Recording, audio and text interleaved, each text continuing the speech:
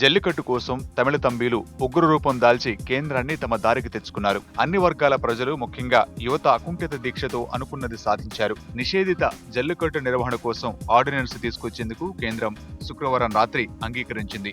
4 రోజుల నిరసనలు, శుక్రవారం నాటి బంద్తో తమిళనాడు మొత్తం స్తంభించడంతో ఆర్డినెన్స్ కు ఆగమేఘాలపై ఆమోదం తెలిపింది. జల్లికట్టుపై నిషేధం తొలగించడానికి రాష్ట్రం రూపొందించిన ముసాయిదా ఆర్డినెన్స్ ను కేంద్ర హోం, న్యాయ, పర్యావరణ మంత్రిత్వ శాఖలు యథాతథంగా ఆమోదించాయి. ఆర్డినెన్స్ ద్వారా జంతు హింస నిరోధక చట్టాన్ని సవరించి అందులోని ప్రదర్శన జంతువుల జాబితా నుంచి ఎద్దులను తొలగిస్తారు. ఆర్డినెన్స్ ను నేరుగా తిరిగి రాష్ట్రానికి పంపామని కేంద్ర హోంశాఖ ప్రతినిధి ఒకరు తెలిపారు.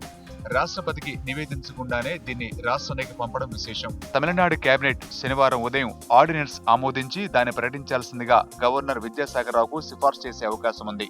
ఆర్డినెన్స్ 1-2 రోజుల్లో జారీ అవుతుందని, తానే స్వయంగా జల్లికట్టును ప్రారంభిస్తానని సీఎం పన్నీర్ సెల్వం చెప్పారు.